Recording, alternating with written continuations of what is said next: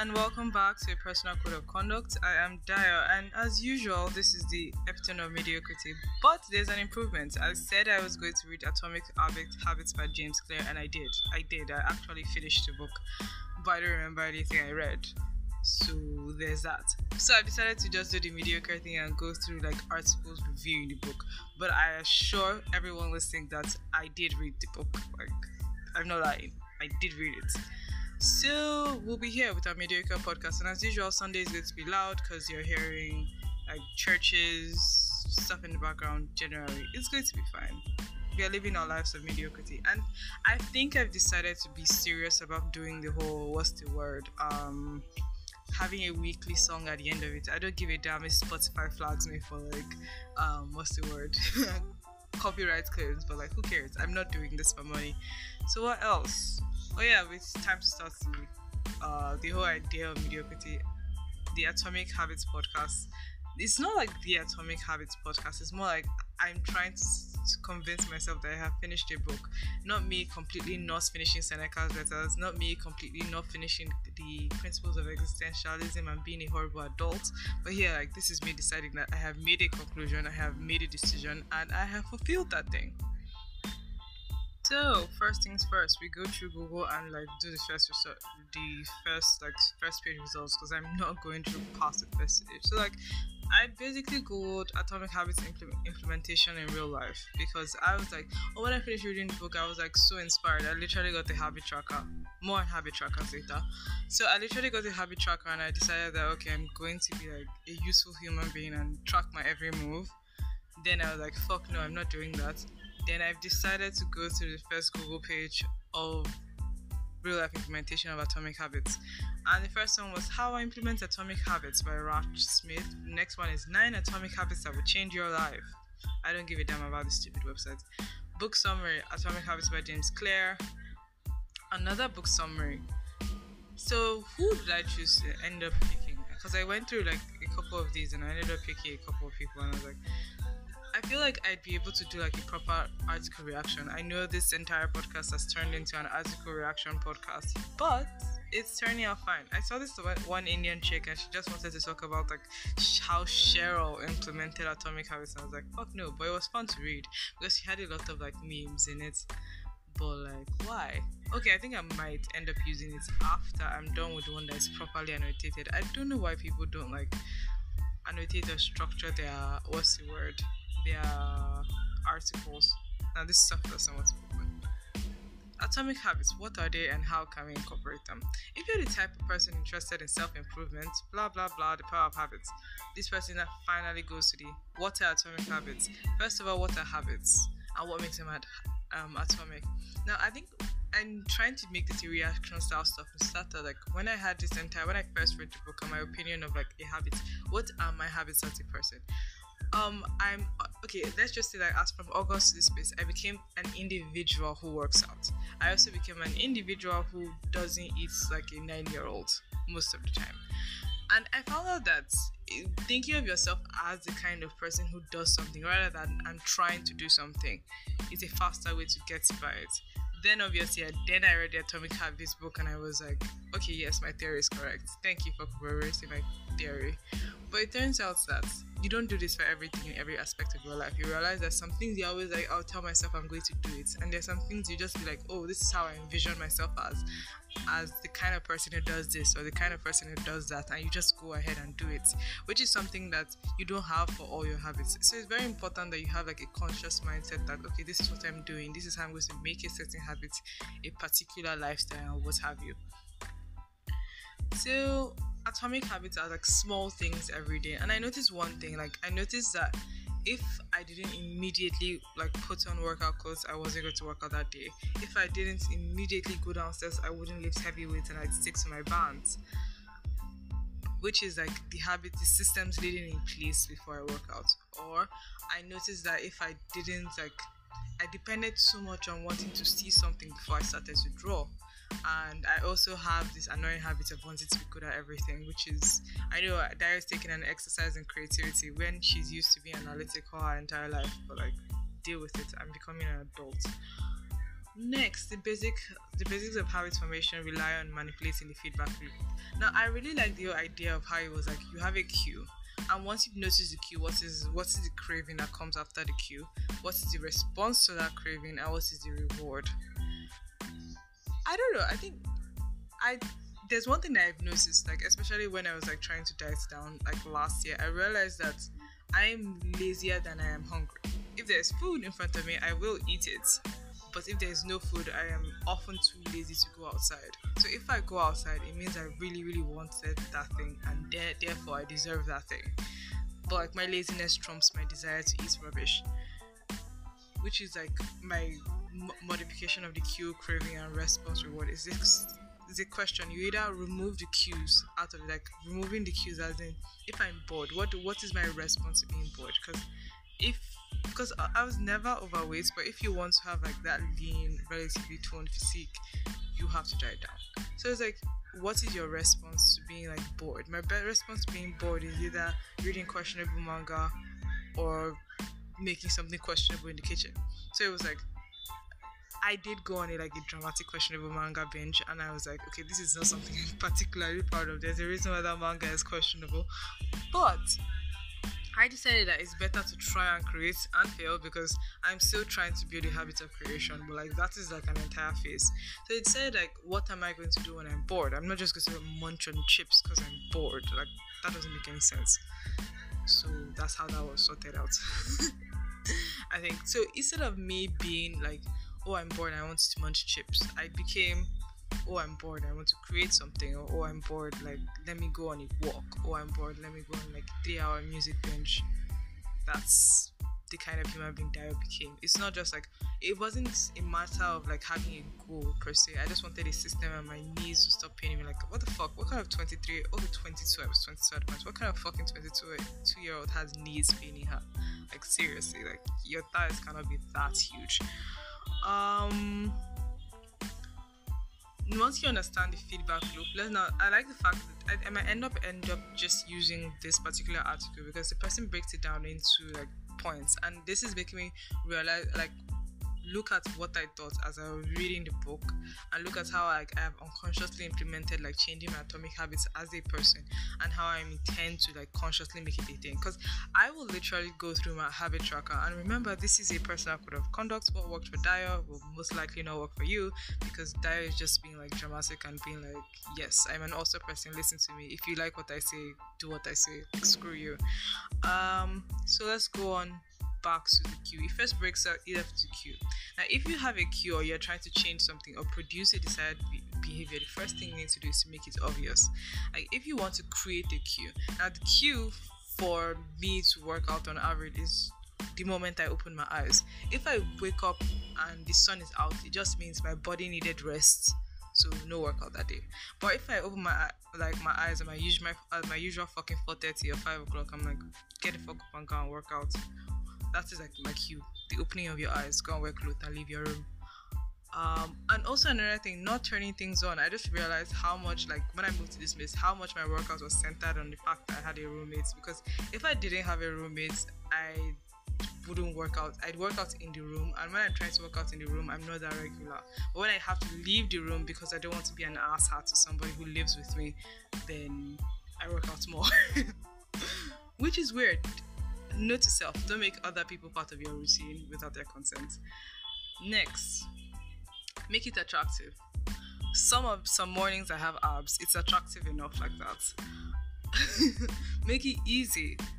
Is there anything easy about working out? But I'm going to apply this to drawing, in the sense that I did get the equipment, I did get the pen, I did get the apps, and I am following a structured approach. As much as I like structure, I don't like practice, which is very, very, very daft and very, very funny, because I'm like, the thing is that as somebody who is very analytical and has gravitated towards science things throughout our life, I'm not used to not being immediately good at stuff. I'm not used to not being the best in my class. Okay, kind of. I got to university and I was like, fuck it, I don't want to stress myself to get the first class. Like, ew. So like, I kind of was pulled down a peg in uni a bit. But as somebody who's like has always excelled in the field of like science and math, I'm just not used to not being as good at things. And I'm used to like my experience with art is like noticing patterns and copying and everything, and that's why I like the approach as to art as a skill. But the problem is that I hate practice, which is now like, ugh. You think an analytical person would be more like into practice, but like I'm more like note taking and annotation than reference when you want to utilize that knowledge again kind of situation. And the thing is, that's one thing why I like my career trajectory, in the fact that you understand that, especially my take on data science, is going to be something that I'm going to continue to use every day. Like my knowledge of statistics, coding, and statistics coding and database management is going to be like my everyday life. It's going to be like what I do with myself every day. So like I don't have to worry, like when I was like in consulting and in quality management, I don't have to worry that something I've chosen to learn won't stick with me. It's like because I do a lot of math, like I still fucking remember quadratic equations. Everybody remembers quadratic equations, everybody who did engineering at least, and because you used it every day for most of your time. So like that's why I'm having like the whole like issue with creativity and that kind of mindset, because it's going to be something self-propelled. That's another reason why I aggressively try to focus to push myself directly into the field of like data analytics, because I understood that this is something that I want to do like every day. So like the need for practice will come from the need for the fulfillment of practice, and the improvement of expertise is going to come during my work day. So like I need to feel my outside, like I need a life outside work obviously, but like I need to feel like my life outside work with something. So and that became, is this recorded in mono? Oh yeah, it's recorded in mono. Cool. I'm trying something new. I'm going to attempt to, because I used to record in stereo and some dude on the internet was like, that's a fucking waste of space. So like I'm recording in mono, and I think this mic is kind of low, but it's working. I'm recording in mono with the hope that I'm recording in mono with the hope that what's the word I was trying to use? I'm recording that I'll be able to add one of those like podcasty vocal effects, like changing the EQ and normalizing and stuff, and this to sound like more professional rather than somebody in the fucking basement talking. Basement, no, there you don't have. You're awesome. Then next, make it easy. So this whole tangent about it making it easy, it was as related to drawing because I had found a structured approach, but my problem is with the practice. So my way around it's like, especially if you have like somebody who's used to being good at everything and did test practice, my way around it is simple. I've created like workspaces for each lesson, and I realized that I can redo the workspaces as warm-ups every time I want to draw. So this way I am practicing, and I will get to like the requirement of fixed pages while moving ahead, which is awesome. Like I'm doing the whole deep dive into project stuff and like continue to move on and what have you. So having a creator workspace every session just makes it make sense. Next, make it satisfying. Whatever I create is just satisfying, because I think that's the awesome thing about creativity is like the object of itself is something that is worth looking at. It's something that is worth enjoying, worth understanding, worth what's the word? It's worth looking at in a way that you understand where you're going to, you understand what you want, and the answer is the finishing of that project. So let's go to the next day, the key concept of atomic habits, the habit loop. A habit loop is a process the mind and body takes when performing a habit. It starts with a cue that triggers a craving, that triggers a response, which leads to an award. Building an environment that's full of obvious cues is the best way to create positive habits. Like we've already gone through that. Now, habit stacking. Now, if you want to do something like as it relates to others, like for example, my habit stacking is like in the sense that, okay, I know that the moment I finish working out, I have to rinse my face. And once I rinse my face, I have to put on sunscreen. That is a habit stacking. That's like, oh, okay, as I go off and like do what I have to do every day. So like it's fucking hard on Saturday, seeing the fact that I often like wake up fucking late on Saturday and don't end up working out. Next is, wait, let's test if it's not my laptop mic this thing is using, because it'd be funny if it was a laptop mic. We'll be fine. So next is compound interest or self-improvement. Okay, that's like the entire concept of like the habit stacking thing, because you understand that if you improve by 1% every day, like eventually you're going to see a lot of growth. And understanding that a 50% improvement from 100% to like 150 is just as bad. Like is not as is equal to a 33 decline from 150 back to 100, because you need to understand that losses impact you more than wins. So it's not just about like okay winning or doing something to the end. It's about continuing to do things and immediately bouncing back the moment you had a loss, which is like the entire point of a fucking habit, but like, who cares. Next is motivation. Motivation is I like the fact that a lot of things I kind of agree with James Clear, because especially when you're moving to things that are not your natural elements. Like my motivation for data science was fuck it, I don't want to be poor. Like, do you know how much data scientists are on average paid like $150,000, and on average, what's the word? And even in Nigeria, as like a beginner data scientist, you have a like a juicy salary, and there's an opportunity for like global expansion, and you live well. So I can't say I had like okay, I did have like some of the but it aligned with my personal interest and the understanding that human beings are mediocre and completely like not unique, and understanding algorithms and how it feeds our desires and how it structures like the way we understand processes, the way we decide to act, the way we decide to process answers, and the way, because when I was looking at like like a simple structure would be like the YouTube algorithm. It's so funny how I see the same set of people in all my comment sections, realizing that oh, I'm probably a photocopy of this person. This person probably likes fitness, get ready with me, and data science videos, but this person has at the background thing of like they need to comment every goddamn day. So like looking at realizing that you're seeing the same set of people in every single comment section, you understand that you've been putting a YouTube customer segmentation. YouTube understands you as a black female, probably of African descent, like not black people of Africa, but like of West African descent, who has feminine interests, masculine interests, and is in the field of science, field of software engineering mostly. So like it's common that you expect to see the exact same type of people in all your comment sections, because you realize that you are not unique, and that is not a problem. It's a very convenient for like corporations, especially either me personally who's moving to the finance industry. Like it's more convenient to understand people's social behaviors and how to control them and match them to the appropriate financial plans, or how like industry moves and markets moves. And the lack of human uniqueness, even though I know the entire basis of this podcast is understanding that and accepting the fact that human beings are not unique, but like we like to delude ourselves that we are somewhat special, hence the entire propensity to like religion and faith and what have you, but like it'll be fine.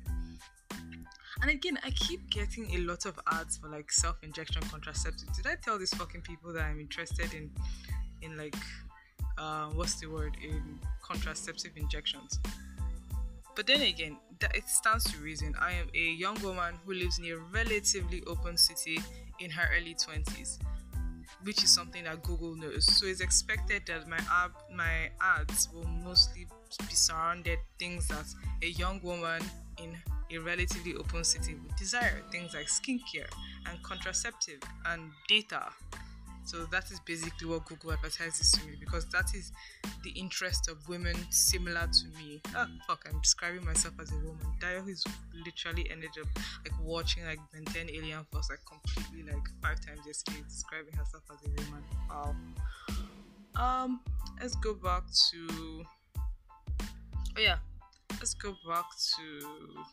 the 2-minute rule. Do it for at least 2 minutes every day. I think I tried to make this approach in meditation, then modified to me being mindful. How the fuck does somebody be mindful? I like the sound of my own voice, hence it's like a fucking podcast. But the whole 2-minute rule is helpful with meditation, because I'm like, sometimes you just like settle down and don't consume content. Don't even try to create, just have an empty mind. But the problem I have with meditation is that I end up falling into a loop of existential dread and the meaningless of life, which is like normal young okay, I can't use that entire line, because like, and the entirety of last year my entire streak was like okay, not the entirety of last year, I had a job, but like the 3 months between NYSC and like my first job, my entire streak was like, I am a depressed, unemployed human being. Leave me the fuck alone. No, I can't use that anymore, which is like kind of annoying. So that is the end of this person's view of the atomic habits. Now, how I've decided to create the atomic habits for like myself is I have a habits tracker. Like it's the general stuff reminding me to work out, reminding me to wash my face, reminding me to draw, reminding me to study for a project and complete my projects. Like, I should ignore the fact that my score range of like my general projects have been in the 90s, because I know I literally had an entire conversation about like my obsessive like behavior towards competitive function, and it's not going to be advisable if I'm going to work eventually in a group, which is like what I eventually plan to do. But then again, it's a personal code of conduct. You may not be an asshole like Dio. You may not. But like, seeing as you find yourself here by the great Anchor algorithm, you probably are an asshole. Welcome to the club. When I get 1,000 views and I start getting ads, I remember you. Funny. How do you use atomic habits to create a better? Okay, then this one is another different article. I don't even know the person they put their name on it. Oh, by Erica Romero. Cool.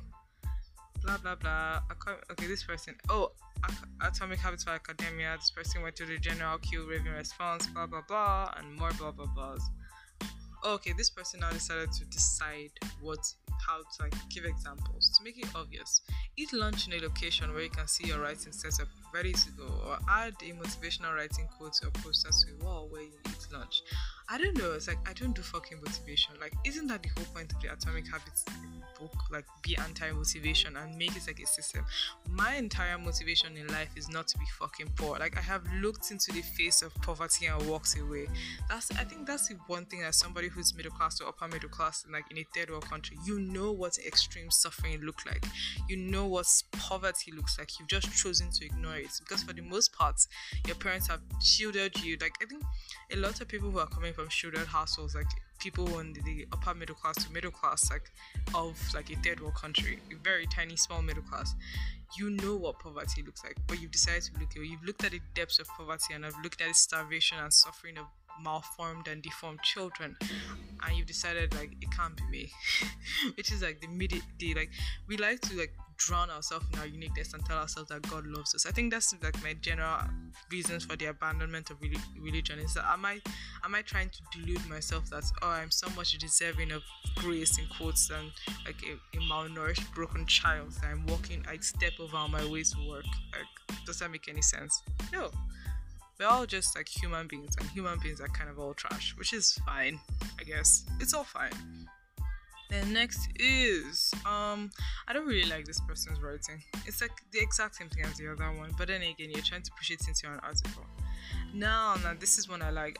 I need to start getting into like a lot of more medium books. Like, next one was like focusing on systems. Like, what is a system? Like, because there's one thing that I really liked in that James Clear book. It was like, yes, everybody's goal is to make profits, but how are you going to make the profits? And it's best like if you're going to make a profit, with your systems in place have to be perfect. And if you have a perfect system, then there's no way in hell you're not supposed to make a fucking profit. But if you just keep on thinking, I want to make a profit, like, this is my shake with drawing. I know that I want to become a business solution consultant, and I want to use high-end technology to like do that, and maybe like focus in because my general like dedication is either to the finance or political. Like, I eventually see myself being like part of somebody's campaign team in the data science aspect, more like a political consultant eventually, but like I want to do well in finance first.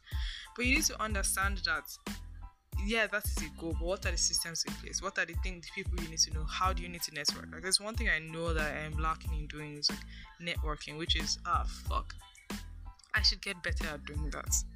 But like, I keep saying to myself, bullshit, there's still time. It's like, that's how you wake up fucking 40-year-olds and you don't know anybody and you're just like this fucking tech, like back office tech human being. But then I'm going to asset management, I'll be fine. Next is focus on systems, not goals. I've already mentioned that. Outcome, process, and identity.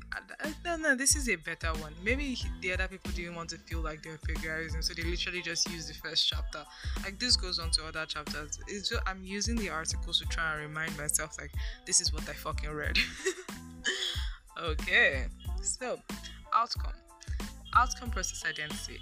This is now obviously in chapter 2. This is concerned with changing the result, which is like, obviously my result is to become a consultant.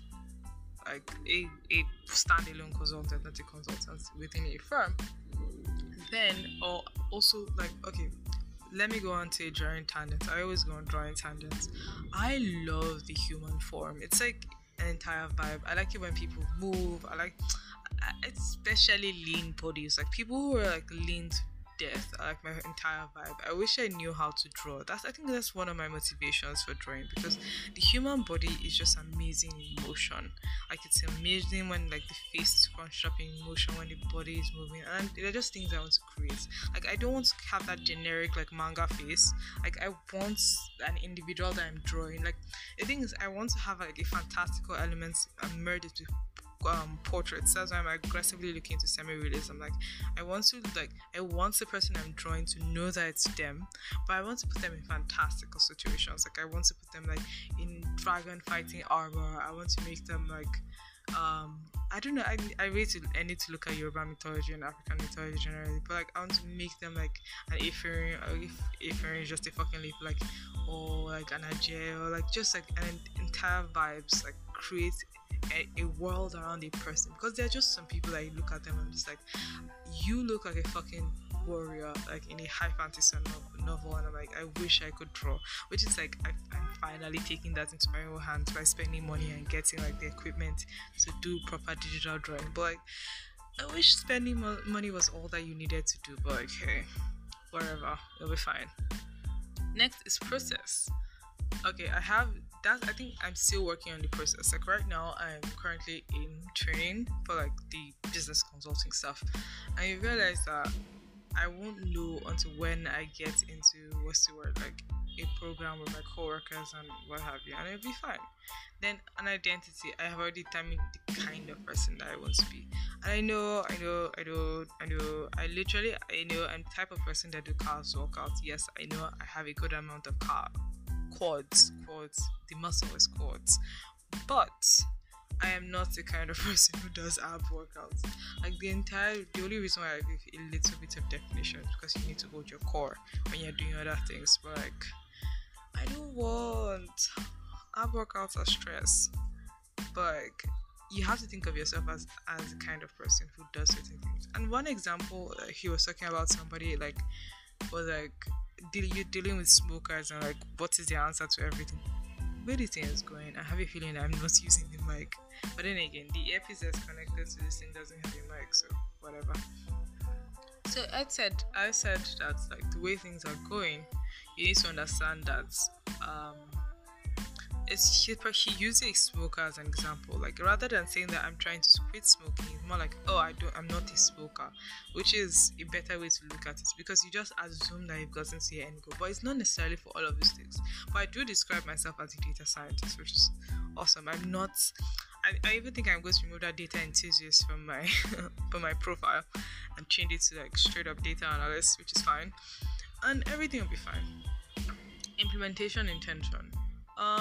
Yes, planning. Like I really liked this chapter 3 where he kept on talking about, you're planning, you keep creating plans, you say you keep wanting to do, you put things on paper. Like that is not really implementation. That is an intention to implement, and you're not doing anything. It doesn't make any sense. I will rather than I worked out. Like it's going to be more about doing things. Like I like the fact that he says like be specific about the one thing. Don't just write the location.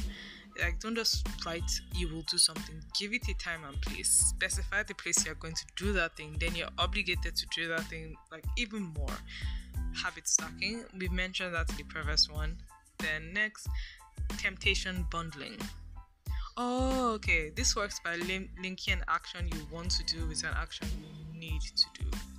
I don't really have that right now because I'm at a certain point where I feel like, okay, nah, like a lot of the things that I want have long-term effects. I don't think there's anything bad that I want that will have like a negative long-term effect. It'll be fine. But like I should really look into this thing because I'll probably download the worksheet and do it. Close, many, and powerful. Oh yeah, I remember this having a friend of mine, like a former classmate, like she has a finance YouTube channel, and she created this whole like your financial habits didn't fall from the sky. Try and identify which parts of your entire life. She's not a friend, she's an acquaintance. Tell your people, use your proper words. So like she has a thing about having financial habits. Like they didn't just fall from the sky. For example, I consider myself borrowership averse but comfortable with giving money. Like I behave in a manner where I'm like, I'd give it, like if I'm going to give somebody money or give somebody something, I'm very comfortable with that thing being destroyed. If I'm not comfortable with something being destroyed, I will not give it to you. If you like beg for money tonight. But I know that once I'm comfortable with something being destroyed, you can ask for it in my sleep. I don't give it down. Then what else? And that like general behavior and my like averse to borrowing is something that I gained from like my family setting, which is something that a lot of people don't want to acknowledge the fact that they are becoming more and more like their parents. Like as much as the fact that our parents have quirks that we test, but like we're becoming more and more like our parents. Like grow up. Then we copy the habits of people around us, blah blah blah. Oh, and I really liked it when he said the law of least efforts. Like everybody is so obsessed with the fact that they are going against the grain, or they are going to be special. Or no, you're going to do what is socially acceptable, which is very very funny. You're going to do what is socially acceptable, what is not difficult to do. So that'll be fine.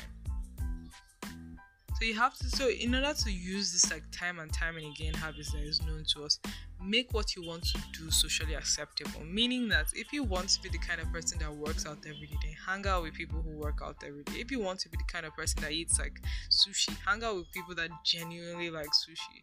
If you want to be the kind of person who does a lot of math, hang out with a lot of people from the departments of math.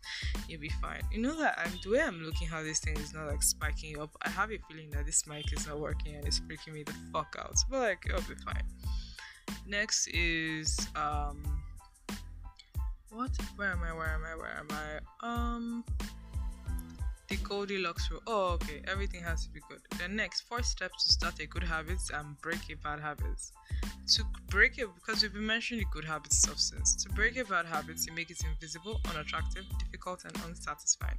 I think this is all I'm going to be using as like, oh yeah, I read the Atomic Habits and blah blah blah, whatever.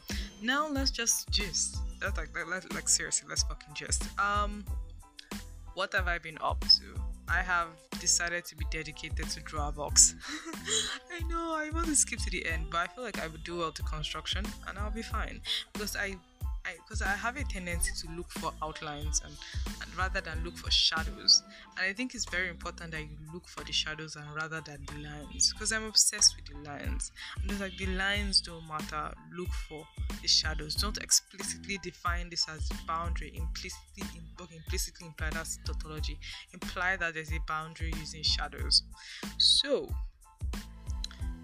what else? Okay, what else have I been doing? Well, projects have been going fine. I need to start my main project. I'm starting next week because we are going to be starting Pandas next week. So I've decided that I'm going to start my project proper next week. Finish the entire thing, make it as gorgeous as possible, and like modify a lot of stuff from Kaggle. I have recently become a group leader, which is fun, and I need to stop being very authoritarian because I talk as if my word is law, which is funny. I only have that output when it's something like an office related something, but like in my real life I can be more passive to the people around me, because like if I'm going to spend an entire like day with you, I really don't have the energy to argue with you. But if I'm going to spend a specific time performing a specific task, I like to come out on top. Like I like my word to be near final. But then again, I'm starting to move in a team, so it's important that I push back and understand that my fear of not being heard is not necessary, because other young people who are moving into the corporate space are also worried about being heard, which is something that is fine.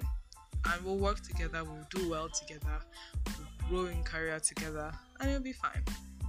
It's not a competition.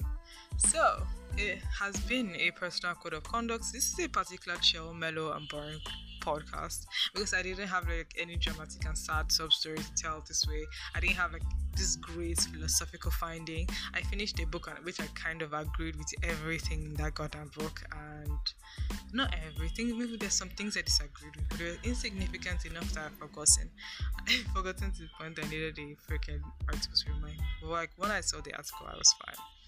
So yeah, it has been a personal code of conduct. Have a productive week. And for the end song, I was going to add bad habits because as far like this song is like bad habits, but like I've gotten over my bad habits phase. I'm more of like I think I'm going to add a Van Halen song. Like it has nothing to do with habits, but like yeah, enjoy whatever Van Halen song I add.